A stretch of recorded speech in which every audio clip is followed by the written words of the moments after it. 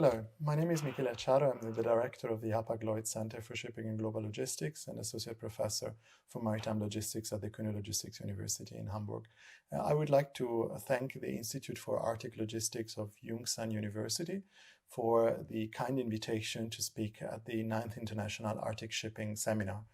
Of course, I would like also to thank the host, the Korean Ministry for Oceans and Fisheries, and the Busan Port Authority as a sponsor of the event. It would have been a great pleasure to come to Korea and to Busan in particular, where I have never been. But of course, we'll have to wait for better times when we will be able again to travel internationally.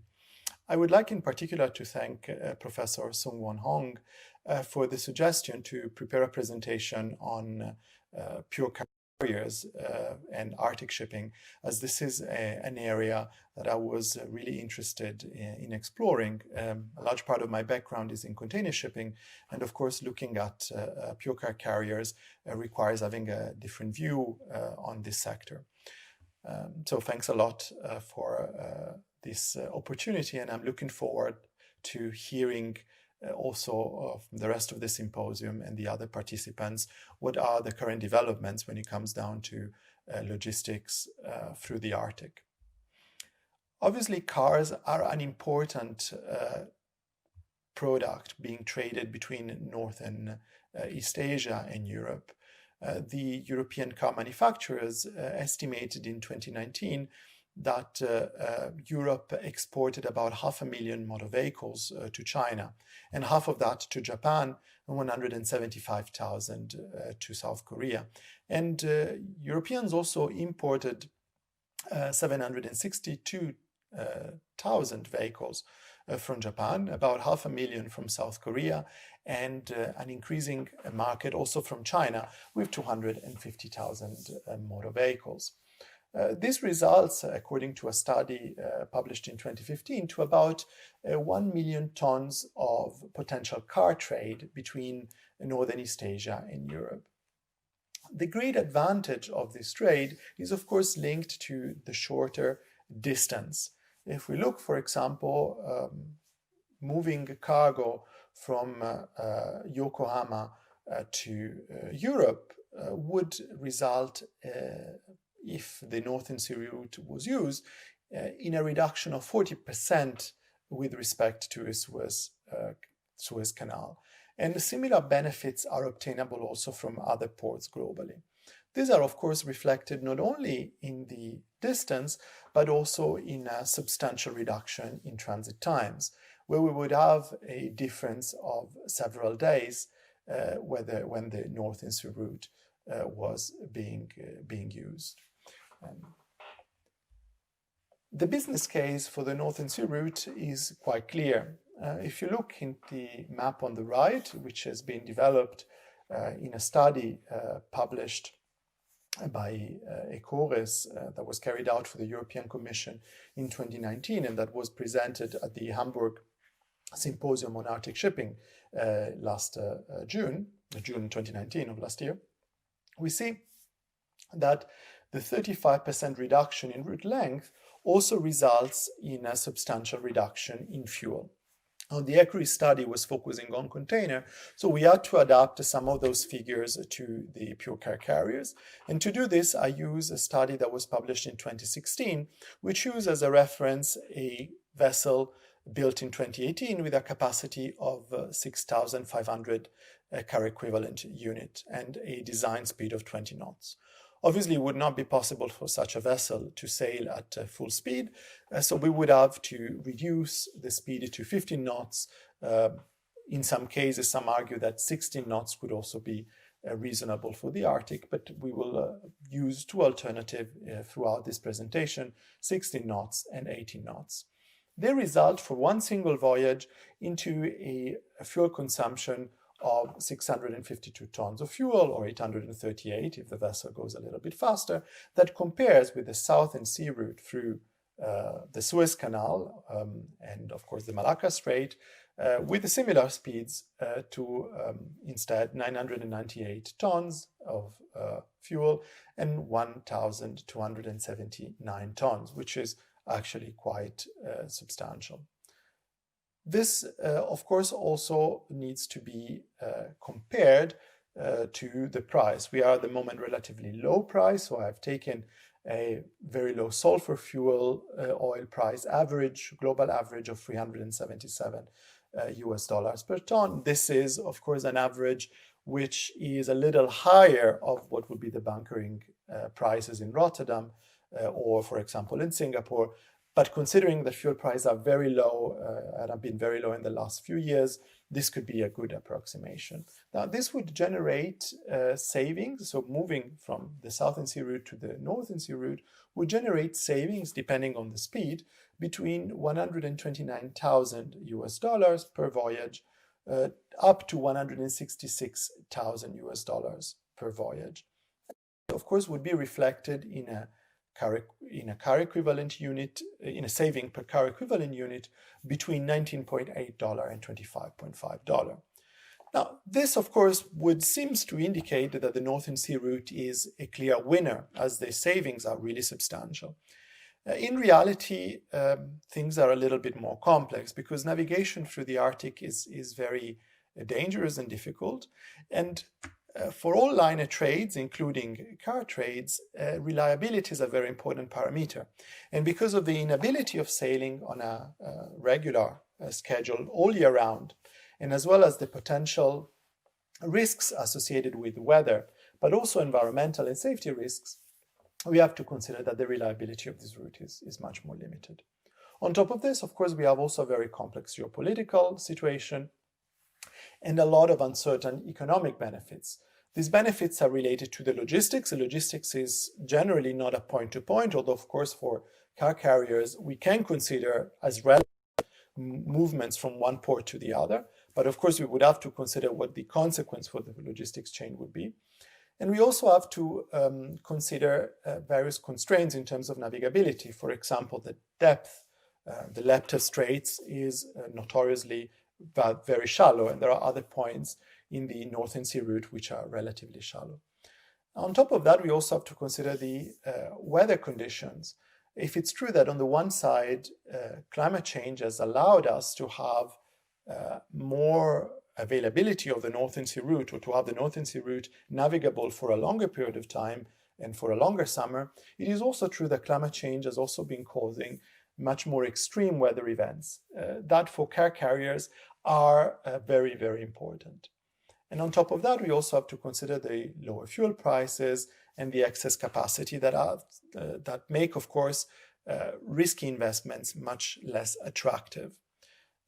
Also considering that in order to sail through the Arctic, we will need to develop ships with at least some ice conditions to be able to extend the navigability for a longer period of time, and in order to avoid risks of accidents. Now, let's have a look at a more realistic calculation, starting with capital cost. And in order to do this, I take an example of a MV Taurus Leader. This is a ship which has been bought and built in 2015. It's bought by, or is owned by Singapore Shipping Corporation, and has been chartered on a long-term charter to NYK. The reported purchase price from the press was about 80 million. That was reported in 2014, and the estimated charter price was 10.8 million for 15 years. Obviously, this is not an ice-class vessel, so we have to consider that if the vessel was to be transformed or had been from its construction an ice-class vessel, we would have an increase in the cost of the vessel. That would be 10 to 40%. So that would result, assuming a conservative 25% cost increase, for simplicity, in about 100 million. We would also, of course, have to consider that the owner would expect to also have a similar premium on the charter price, and that would be, of course, if we consider a 25% an increase, that will come to 13.5 million charter price per year. Of course, these are assumptions, but I think they could be considered relatively realistic. Now, what would happen once we have the cost per year? We need also to evaluate how many trips could a vessel do throughout the year, and how many trips more we would be able to do through the Northern Sea route. In order to do this, we need to calculate what would be the transit time. You can see on the left-hand side, we calculated that for different speeds. Obviously, if we go faster, we have shorter transit time. If we go slower with 15 knots, we have longer transit time. And that results in the Northern Sea route a case between 17 days and 20.5 days, while in the case of a navigation through the Suez Canal, that would result in 26 days or 31 days. We also have to consider that the vessel cannot operate 365 days. I'm taking aside in this case maintenance and accidents and any sort of type of disruptions to keep the calculation simple. We also need to consider the loading and unloading that is in these vessels is important, and it's very time consuming. And I use for this the estimation provided by Zhang in a paper published in 2013, a reference to all this literature at the end of the presentation that will be made available to the participants in the seminar. Would result approximately in 27 seconds per car. That means for a ship like the Taurus leader, that would result, which carries 7,070 car equivalent unit, that would result approximately in 53 hours. And then we can consider 3 days just to round out berthing and getting inside the port, etc. So that will give us, in terms of transit time, would allow us to calculate the total number of trips that these vessels could do throughout the year. In the case of the Northern Sea route, this would be between 18.25 and 15.5 trips per year. In the case of the Southern Sea route, so through Suez, that would be between 12.5 and 10.7. These are again approximation. We would have to consider the availability of icebreakers in the Northern Sea route and the ability to transit through the Suez Canal. But again, these are rough estimation to get a rough calculations. Also, very important, we have to consider that these trips are one way. So it would be necessary to find enough cargo on both ways. But especially from these routes, from the statistics that I've indicated, this seems to be a relatively balanced route. Although obviously there are more cars being imported to Europe than being exported from Europe. And so that would also be taken into consideration for a real cost-benefit analysis. Now, assuming the maximum possible loading, we can come, and assuming, of course, that each trip is being carried out with a full load, this will come, depending on the speed, to a transportation of just above 100,000 car equivalent unit, between 109,000 to be precise and 129,000 for the Northern Sea route, and instead a much more modest 75,000 up to 88,000 for the Suez Canal. Of course, we have to consider that the Northern Sea route is generally not accessible all year round, so we would have to consider different scenarios. I followed here a tradition in a lot of those papers and developed and suggested 3 different scenarios. You see here a calculation of the output for the scenario where we have accessibility for 12 months, accessibility for 6 months, and accessibility for 4 months. And in the table, you can see the calculations that are a weighted average of the availability of the routes, which would result, in the case of a 15-knot ship, into something that ranges between, in terms of output, of 109 car equivalent unit, in the case in which the Northern Sea route is used a full-time, full year, down to 86,000, almost 87,000 car equivalent units if we were sailing only for 4 months.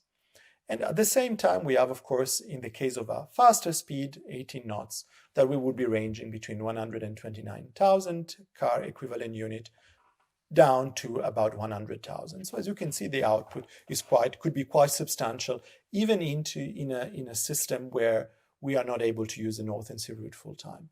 Of course, not using the Northern Sea route all year round implies that we have an increasing cost in the vessel, because of course the vessels that we would be operating is an ice class vessels that obviously would have also in principle not only higher capital cost, but also higher fuel consumptions. I have not considered the differences in terms of fuel consumption in this case, but even without doing that, as that might be a small difference, and of course that will also require to consider the changes in terms of fuel prices.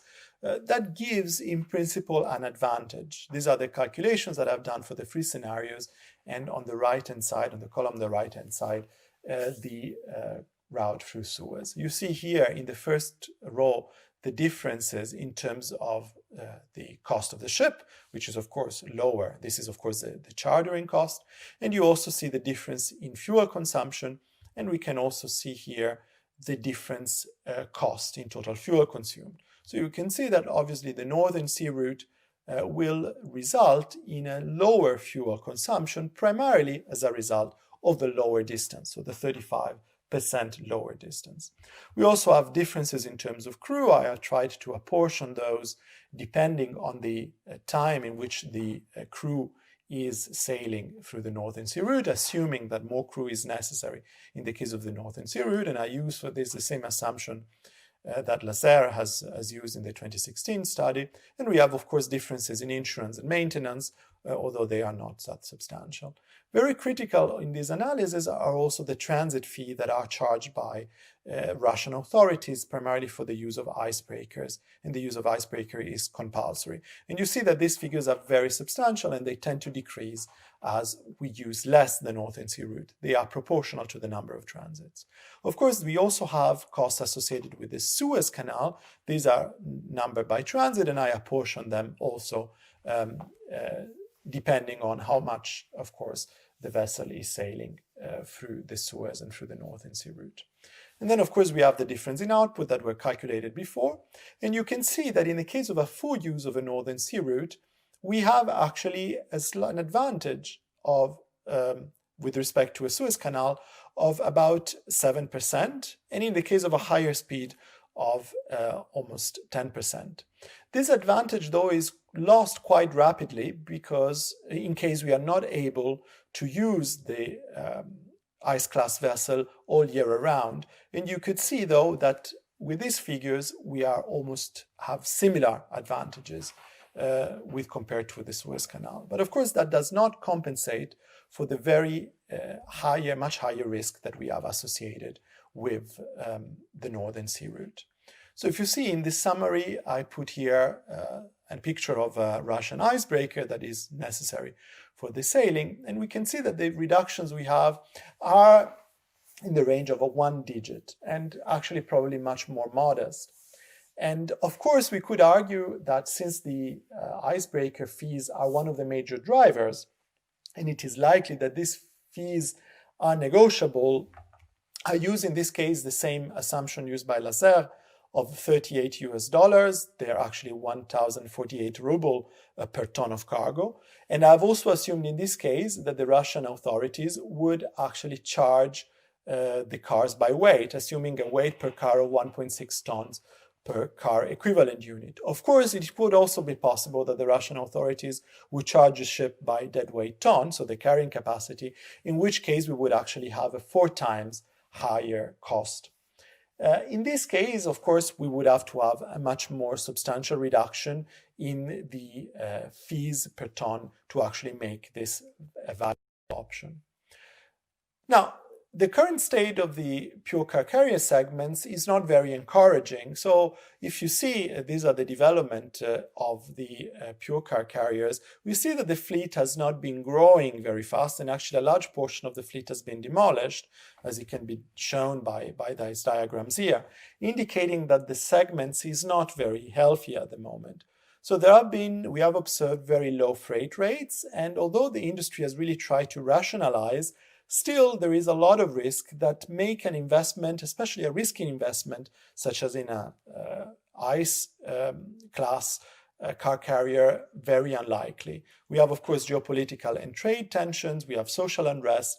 We have recurring climate-related natural disasters. And, of course, a lot of risk associated with the COVID-19 crisis. So the business in this case is very conservative, and we have seen that the only new vessels that have been built were those that were associated or backed with car manufacturers, such as the NYK purchase last year of 2 car carriers, new car carriers backed by by Toyota. But this has also resulted in cancellation. Last year we had a CM Ashanti cancellation where the vessel was almost completed. The sailing conditions in the Arctic are extreme. Vessel needs to be adapted to these conditions. And of course, this depends on the typology of ice. We have, of course, young ice, but we also have old ice and ice ridges that make sailing very difficult. We have very complex navigation, and SOLAS and MARPOL. And of course, we also have country-specific regulation. And on top of this, we also have, of course, an enormous amount of risks which are associated with accident, the geography, but also the environment and stakeholders. So the current business case does not really seem to compensate for the very high risks associated with sailing through the Arctic. Through some email exchanges that I had with industries, I asked Wallenius Wilhelmsen, and they replied to me in the email that in view of the current and foreseeable commercial, technical, sustainability and operational considerations, Wallenius Wilhelmsen does not envisage the Northern Sea Route or Northwest Passage becoming viable for them. And so they do not see this as an opportunity. Other players I have spoken to, though, do see this as an opportunity. I've also spoken to the Port of Bremen, and for them, the risks of developing Arctic shipping, and they, especially in terms of investment, and they are active in Iceland with the Finnafjordur project, which originally was also, of course, associated with having connections through the Northern Sea Route, and Bremen is, of course, a very important car port. They also specified that for them, the environmental risks are too high. And even in their business plan for the Finnafjordur, they have tried to focus more on the local population and on green energy.